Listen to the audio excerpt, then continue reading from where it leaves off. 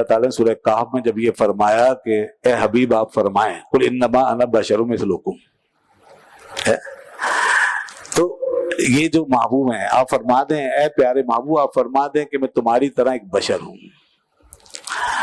میں تمہاری طرح ایک بشر ہوں۔ اب بتائیے جب رسول اللہ صلی اللہ علیہ وسلم کے لیے کہا گیا کہ تمہاری طرح ایک بشر ہے، مثل، یہاں بھی مثل کا لفظ ہے، تو کیا رسول اللہ صلی اللہ علیہ وسلم کو عام انسانوں کی مثل کہہ سکتے ہیں؟ اب ہم کہہ سکتے ہیں حضور زید عمر بکر کی طرح ہے؟ نہیں، حالانکہ اللہ نے فرمایا تمہاری طرح ایک بشر ہوں۔ جیسے دیکھیں نا، اب ادھر فرمایا کہ یہ تمام مخلوق کی طرح تم ہو، تو ہم وہاں مثال قائم نہیں کرتے، انسانی شرافت کی وجہ سے ہم نہیں کہتے، نہ ادھر کسی جانور کو کہیں گے کہ یہ انسان ہے، نہ انسان کو کہیں گے کہ یہ جانور ہے، نہیں کہہ رہے ہم، کیوں؟ اس میں بے عزتی ہے انسان کی۔ تو اگر رسول اللہ صلی اللہ علیہ وسلم کے لیے کہا گیا کہ تمہاری طرح ایک بشر ہیں، تو پھر یہ کیسے کہہ سکتے ہیں ہم کہ حضور ہمارے جیسے ہیں یا فلاں حضور کے جیسا ہے؟ نہیں کہہ سکتے۔ یہ بے ادبی ہے کس کی؟ رسالت مآب کی۔ جیسے ہماری بے ادبی ہو رہی ہے، جانوروں کے ساتھ ہمارا شمار کیا جائے، ہماری بے ادبی ہو رہی ہے، ایسی رسول اللہ صلی اللہ علیہ وسلم کی ذات کو اگر زید عمر بکر کی طرح سمجھا جائے گا تو حضور کی بے ادبی ہو، رسول اللہ صلی اللہ علیہ وسلم کی بے ادبی ہے، کیونکہ رسول پاک کا مقام بلند ہے۔ جیسے ہمارا مقام بلند ہے ساری مخلوق میں، تو ہم کسی جانوروں کی صف میں نہیں بیٹھ سکتے، اسی طرح رسول اللہ کا مقام بلند ہے، آپ کو عام انسانوں کی صف میں نہیں رکھا جا سکتا۔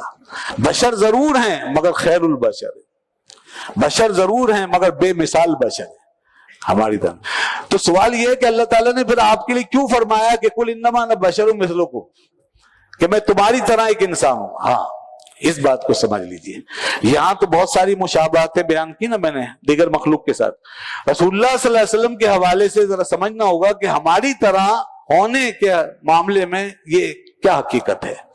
تو بعض علماء نے تو بڑی ہی محفوظ بات کی، بہت ہی شاندار، جس سے کہ مقام رسالت مآب بالکل الگ ہو کے سمجھ میں آتا ہے۔ انہوں نے یہ لکھا، جیسے علامہ غلام رسول سعیدی صاحب اپنی کتابوں میں یہ بات بیان کرتے ہیں، وہ کہتے ہیں کہ یہ جو مماثلت ہے ہماری نبی پاک صلی اللہ علیہ وسلم کے ساتھ، یہ وجودی نہیں ہے، عدمی ہے، عدمی ہے، یہ وجودی نہیں ہے۔ وجود میں نہ مانے کہ حضور ہم جیسے ہیں، وجود میں ان میں ہم میں بہت فرق ہے۔ ہاں، عدمیت میں مانے، عدم کا مطلب یہ کہ نہ ہو، کچھ نہ ہونے میں۔ وہ کیا چیز ہے جس کے میں نہ ہونے میں ہم حضور کے جیسے ہوں گے؟ وہ یہ کہ حضور بھی خدا نہیں ہے، ہم بھی خدا نہیں ہیں، اس میں ہم اور وہ برابر ہیں۔ اور اسی طرح یہ اس طرح کہ وہ بھی کوئی فرشتہ نہیں ہے اور ہم بھی فرشتے نہیں ہیں، آپ بھی جنات سے نہیں ہیں اور ہم بھی جنات سے نہیں ہیں، آپ بھی ماورائی مخلوق سے نہیں ہیں اور ہم بھی ماورائی مخلوق سے نہیں۔ اس لحاظ سے فرمایا قل انما انا بشر مثلکم، میں تم جیسا ایک انسان، اس لحاظ سے تو یہ تو بڑی سیف بات ہے، اس میں تو کوئی مماثلت کی بنیاد ہی نہیں، پھر عدمی ہے، ختم ہو گئی بات۔ وجود میں بہرحال مماثلت ہے۔ اچھا، جن علماء نے وجود میں مماثلت کی بات کی سمجھانے کے لیے، تو انہوں نے بھی اتنا کہا کہ بس انسان ہونے میں نا، حضور بھی انسان بنائے گئے، ہم بھی انسان بنائے گئے، انسان، لیکن انسان ہونے کے بعد جب وہ دنیا کے سامنے آئے اپنے کمالات کے ساتھ، اسی پیکر انسانی میں ملبوس ہو کر، اسی پیکر انسانی میں ڈھل کے جب رسول اللہ دنیا کے سامنے آئے، تو جس شان سے وہ آئے ساری دنیا مل کر ان کے ایک ادا کا مقابلہ نہیں کر سکتی۔ بے شک انسان بنایا اللہ نے، انسانوں میں پیدا کیا، اس لحاظ سے فرمایا قل انما انا بشر مثلکم، لیکن اس کے بعد انسان ہو جانے کے بعد، انسانوں میں پیدا ہو جانے کے بعد، کسی انسان سے آپ کا سراپا بھی نہیں ملتا۔ سراپا تو بہت پورا سراپا ہوتا ہے نا، پورا جبال، حضور کا تو ایک بال مبارک بھی کسی کے بال سے نہیں ملتا۔ حضور کو جو بال دیے اللہ نے، جو آپ کے زلفیں تھیں، جو آپ کے بال مبارک تھے، جو منہ مبارک تھے، وہ بھی اتنے با کرامت ہیں کہ آج بھی دنیا اس کی کرامت دیکھتی ہے۔ تو جب ایک بال میں نہیں مل سکتے، وہ کس میں ملیں گے؟ اب یہ آدمی کی نادانی ہے کہ وہ یہ دیکھے کہ ہمارے بھی ہاتھ، ان کے بھی ہاتھ، ہمارے پیر، ان کے بھی پیر، لہذا ہم ایک جیسے ہو نہیں۔ بے شک دو ہاتھ دو پیر ضرور دیے، کیونکہ پیکر بشریت ہے، لیکن ان دو ہاتھوں میں جو کچھ اللہ نے ان کے لیے رکھا ہے، ساری کائنات کے ہاتھ بھی مل جائیں رسول اللہ کے ہاتھوں کا مقابلہ نہیں. ان کے ہاتھ اٹھ جائیں تو چاند لہرا جاتا ہے, 2 ٹکڑے ہو جاتا ہے, چاند 2 ٹکڑے ہو جائے. ان کے ہاتھ اٹھ جائیں تو سورج پلٹ کر واپس آ جاتا ہے, ڈوبا ہوا سورج واپس آ جاتا ہے. وہ اگر ایسے ہاتھ کھول دیں پنجے مبارک انگلیاں اپنی تو پانی کے چشمے جاری ہو جاتے ہیں. ان کے ہاتھوں کی تو یہ شان ہے. ان کے ہاتھوں کی شان یہ کہ کسی مریض پر ایسے پھیر دیں تو اسے شفا مل جاتی ہے, کسی پر رکھ دیں شفا مل جاتی ہے. محمود بن ربی کے سر پہ ہاتھ رکھا تھا 5 سال کی عمر میں رسول اللہ صلی اللہ علیہ وسلم نے, اور فرمایا عشق کرنا 1 صدی جیو. وہ 1 صدی جیے. ان کی تو یہ شان, ان کے ہاتھوں کی شان تو یہ ہے کہ جس بچے کے سر پہ پھیرتے تھے سارا دن خوشبو آتی تھی. ماں باپ سر سونگتے تھے اپنے بچوں کے, جب خوشبو آتی خوش ہوتے کہ ہمارا بچہ اللہ کے رسول کا ہاتھ رکھوا کر آیا ہے. اب کون مقابلہ کرے گا ان ہاتھوں کا. ان کی آنکھوں کی بات کرتے ہو, ہماری بھی آنکھیں آپ کی بھی آنکھیں 2 ہی ہیں بے شک, اور انسانی پیکر میں ہی کی صورت میں ہی ہیں, لیکن ان آنکھوں کی کیا بات ہے. سبحان اللہ. وہ آنکھیں جب کھلتی دیکھتی تھی تو زمین سے لے کر آسمان تک سب دیکھ لیتی تھی. وہ فرشتوں کو دیکھ لیتی تھی, وہ جنات کو دیکھ لیتی تھی وہ آنکھیں. اور تو اور ان آنکھوں کی کیا شان ہے جن آنکھوں نے اپنے رب کا جلوہ دیکھ لیا. ما زاغ البصر وما طغى کی شان والی آنکھ, کون سی آنکھ اب اس کا مقابلہ کرے. ان کے کانوں کی بات کرتے ہو تو ان کانوں میں وہ نور سمایا ہوا تھا. فرماتے ہیں کہ جو میں سنتا ہوں تم نہیں سن سکتے.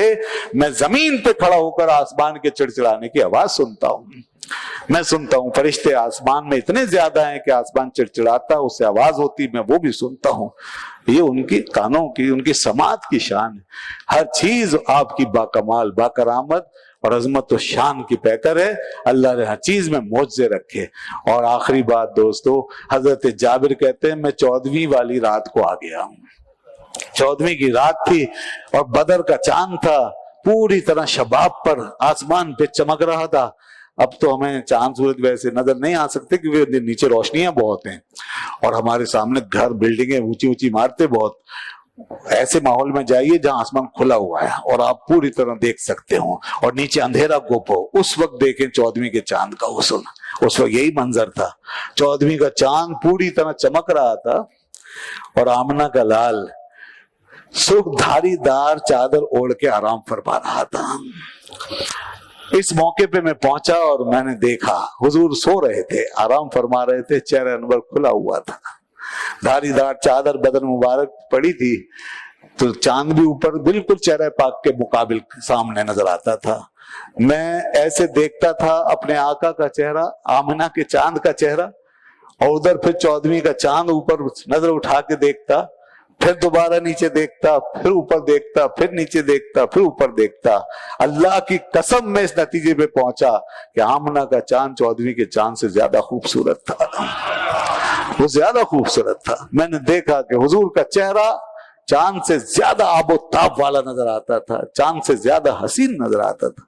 اسی لیے کسی شاعر نے کہا چاند سے تشبیہ دینا یہ کوئی انصاف ہے, چاند سے تشبیہ دینا یہ کوئی انصاف ہے.